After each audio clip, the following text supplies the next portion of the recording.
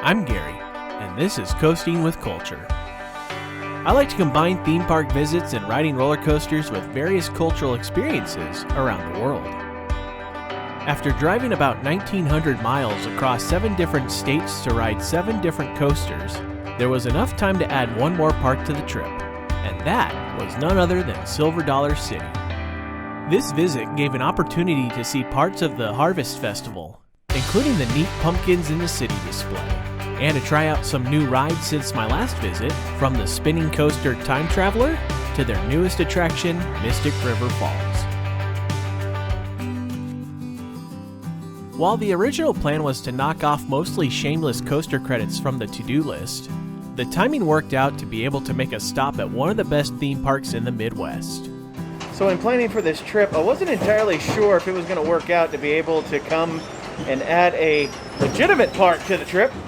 Well, it turns out that because I got through all the other credit stops that I planned a little more quickly, I did have enough time to come for one legitimate park, if you will, and that's good old Silver Dollar City. Now there is one coaster that I do need here.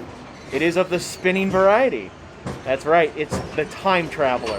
I've been looking forward to getting a chance to check this thing out for quite some time, so let's go ahead into the park and see what they got. Because of the timing of this trip, Silver Dollar City was beginning their Harvest Festival, which involved a ton of pumpkins all over the park, some in more decorative arrangements.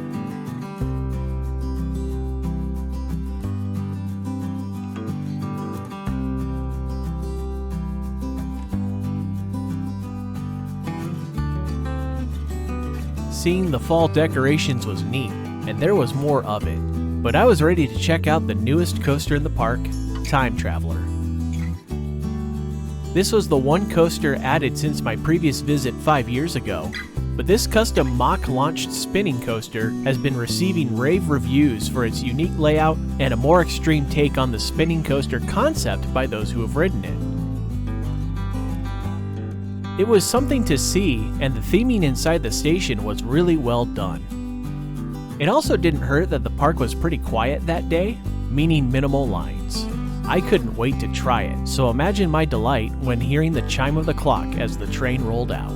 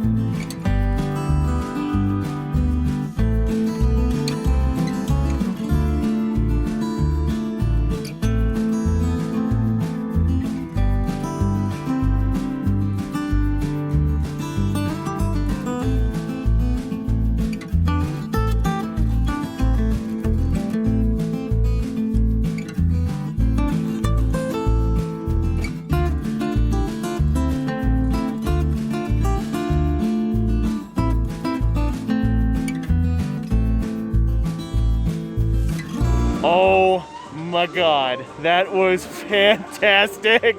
Oh, it's so good. I just never seemed to have control throughout the entire ride. I mean, it was just so wild, and you really couldn't tell which direction you were going in. And there were airtime moments just because of the way that you were rotated through some of the curves. Oh, this was an amazing ride. I could definitely see why people love this thing. It's fantastic. Oh, I'm so glad I decided to come here and get this before heading back home. After Time Traveler was a quick ride on Thunderation next door. It's a tough ride to get footage of, but it's easily one of the best Aero Mine Train coasters ever built. As part of the Harvest Festival, they have a special area called Pumpkins in the City, where there are even more pumpkins decorating the park, whether they're hanging above the walkway or on the side to display unique carvings. There were tons of them, and there was also some special pumpkin-inspired artwork as well.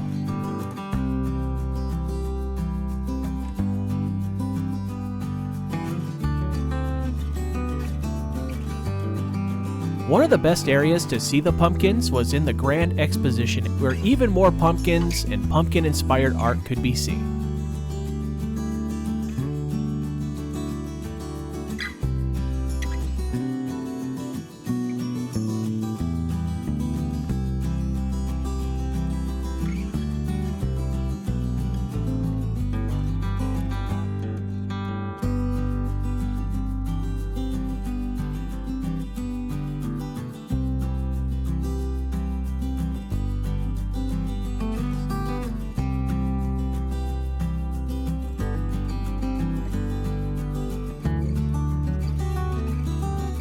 In case you're wondering, yep, already got it.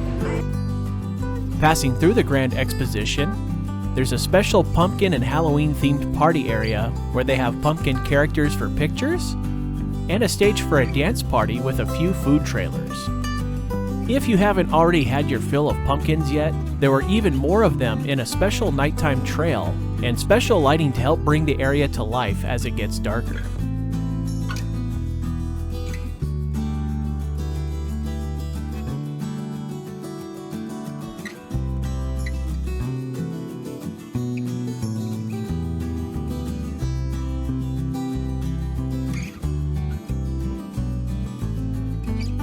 While Time Traveler was the one new coaster in the park since my last visit, there was another new attraction, having just been opened this season, called Mystic River Falls. This is a new generation river rapids ride like Infinity Falls at SeaWorld Orlando, and while I wanted to give it a try, it was a little bit too cool this evening, so it would have to wait until a return visit.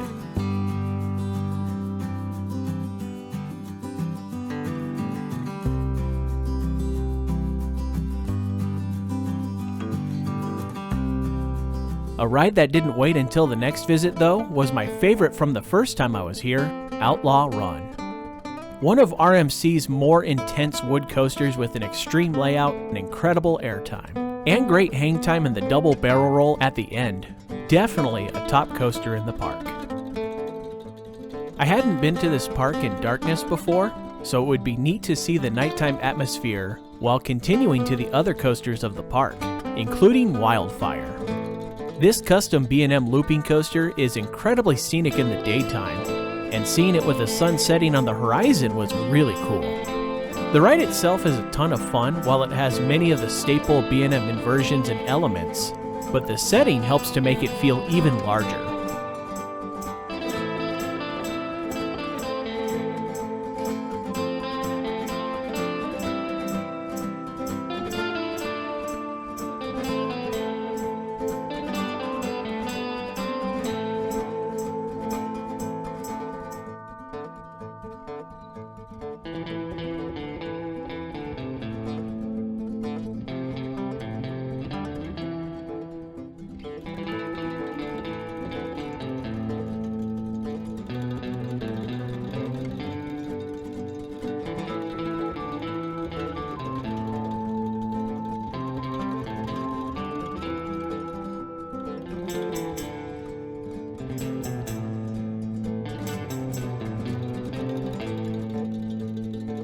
Continuing on, I couldn't believe how dark some sections of the park were, as I almost had to turn on the light from my phone to see where I was heading.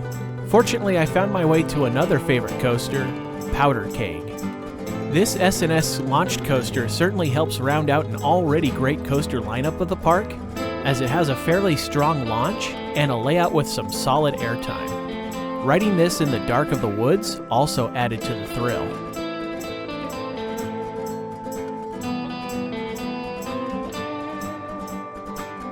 I couldn't leave this area of the park without taking a spin on the classic Fire in the Hole. This in-house built dark ride coaster combo may not have the technologically advanced animatronics you'd find at Disney or Universal, but it's a ride that will certainly offer a lot of nostalgia as the park's oldest coaster. Before the park closed, I couldn't help but go back for a few more laps on the incredible Time Traveler. This ride easily became my favorite in the park, but the others are no slouches either. So it was a great day at Silver Dollar City. Absolutely loved the park. You know, the last time I was there was back in 2015, and that was before Time Traveler had been put in. and Time Traveler is awesome. It was also great to get a chance to do Outlaw Run again, Wildfire, Powder Keg. I mean, they have so many good coasters at Silver Dollar City. I absolutely love them. I will gladly take another opportunity to ride them all. But right now, I'm exhausted. The past 3 days have been pretty crazy, and this is the earliest I've gotten to a hotel in the past 3 nights. So I'm going to take advantage of it, and this will also be the latest that I'll have to wake up the next morning. So I'm going to take advantage of that as well. It's time to go to bed.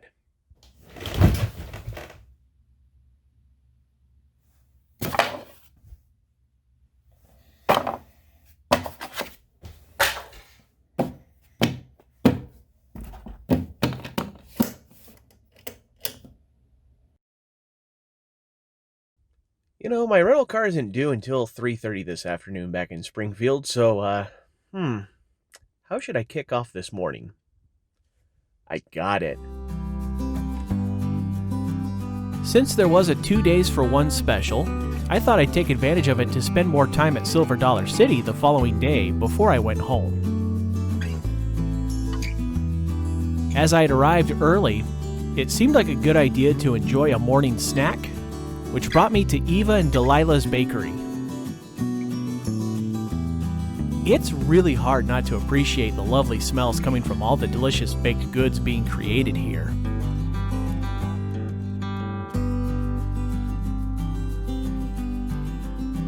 I couldn't help but notice the nice-looking cinnamon rolls, so I decided to enjoy one before walking around the park.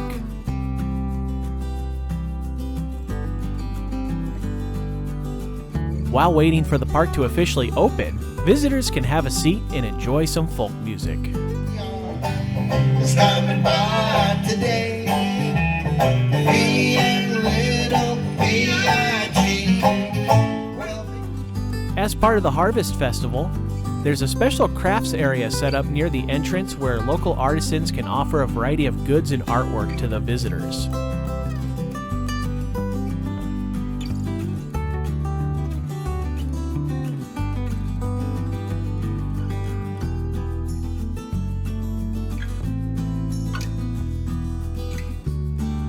A demonstration was also taking place showing how people in the past would extract juices from sorghum cane, which would be used to make sorghum syrup, which was used as a sweetener, especially on biscuits and pancakes.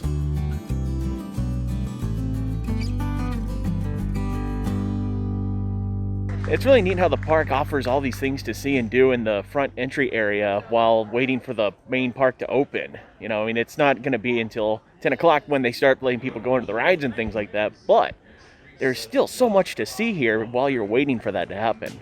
As the chains were removed to open the park for the day, it was time to head back for some favorites. Kicking off with a solo ride on the first train of the day for Outlaw Run. An excellent way to get this day started.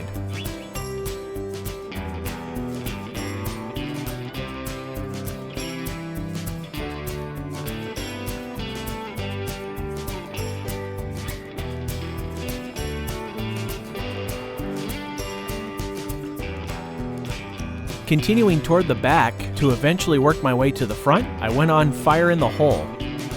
But it didn't quite work out as I'd hoped. Oh, that was the first. Barely get out of the station, and then all of a sudden it just stopped. After getting evacuated off of Fire in the Hole, I went back to enjoy another lap on Powder Keg. In some respects, this seems to be a bit of a forgotten ride because of all the praise Outlaw Run and Time Traveler get, but it certainly fits in well with what some may consider one of the best coaster collections in the country.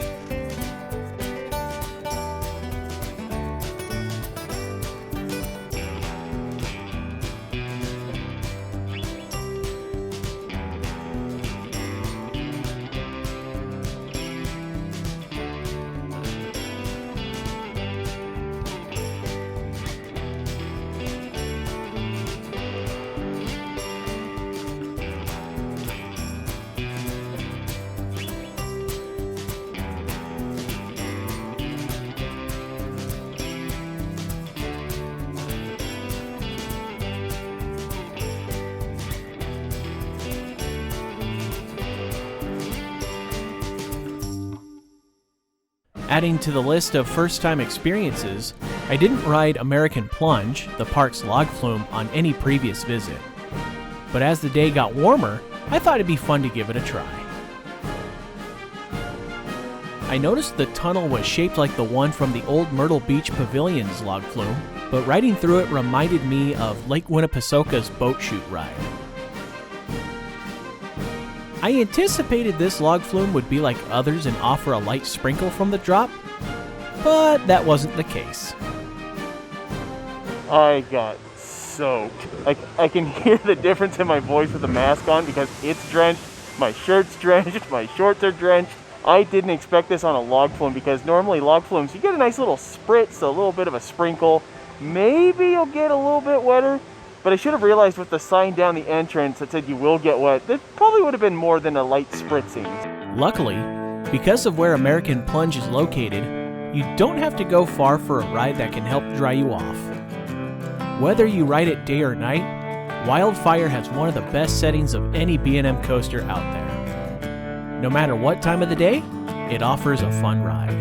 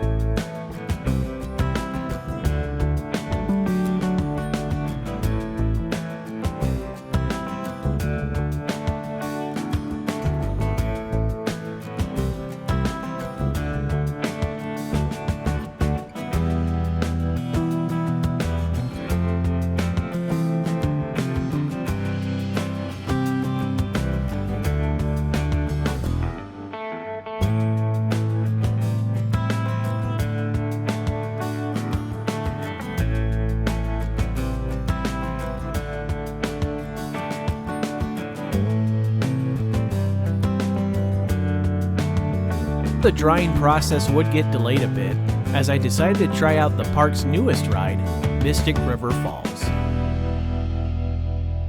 They did a fantastic job with landscaping it and making it blend in with the surrounding area, as it felt like it could have been there the whole time.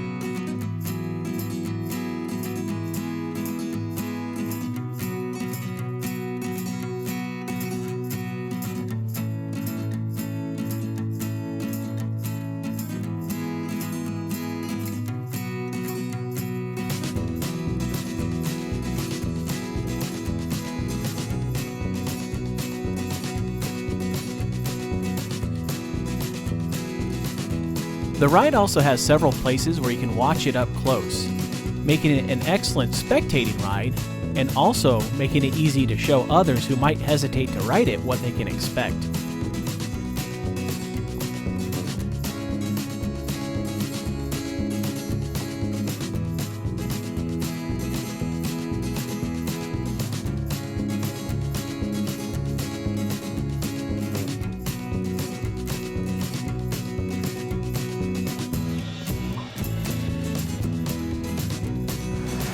It's so cool to see that there's a resurgence of these rapids rides thanks to the likes of Mystic River here or Infinity Falls at SeaWorld. This is a really, really good ride because the dips in between the rapids are pretty steep. I mean, it's definitely not as tame as some other rapids rides are. And I will tell you, my ass got soaked. The front of me's all right, but the backside, I'm probably gonna wanna walk it off a little bit. But it's such a fun ride, and I'm really happy to see that they're adding more of these. Plus, this one's really cool because they added the tower that has the 4 platforms that can go in alternating directions so that they can go ahead and have multiple boats being raised or lowered up the tower. On a warm day, come give Mystic River a run. This is a fun, fun ride. As my time at Silver Dollar City was drawing to a close, I unfortunately missed out on another Thunderation ride as it was down, but I did get to enjoy one more lap on Time Traveler. This may have been the best lap on the coaster the entire trip, making a perfect end to my time in the park. It really has been a great pair of days to come here and visit Silver Dollar City. Really enjoyed getting a chance to check out the new Mystic River, as well as getting a chance to try Time Traveler for the first time. excellent, excellent coaster. It's one of those that you have to do if you come here to Silver Dollar City. And it's just nice to come back to a favorite park. I really love this place. I love the feel, the atmosphere. It's such a fantastic spot, and they've done such a great job with this park. And obviously operations right now aren't going to be at their peak, but that's mainly because of the pandemic situation. But it was still just fantastic to come back, check out a personal favorite park of mine, getting a chance to try some favorite coasters again, and I'm glad that the opportunity brought itself to come. At this point though, unfortunately, it's time to begin the journey home. In total, this trip covered 1,986 miles on the road, with the last 50 or so to get back to Springfield Airport to catch the connecting flight to Chicago.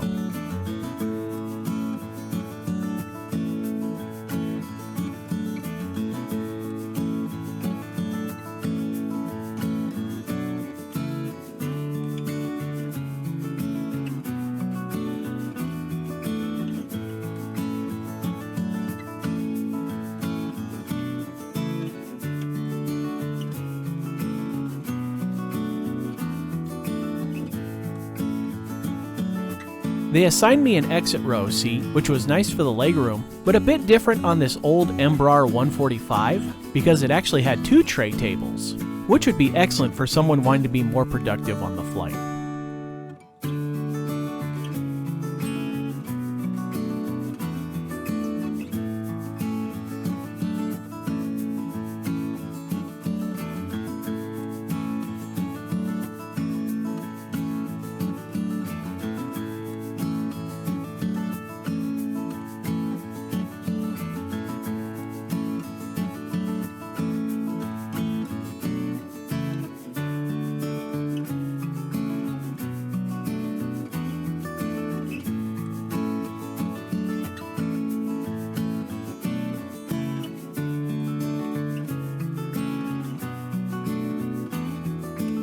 As we prepared for the approach to Chicago O'Hare by flying over Lake Michigan, we were treated to a view over downtown Chicago with an up-close look to the Willis Tower before circling back toward O'Hare, giving another view of the city that was closer than the arrival from the other day.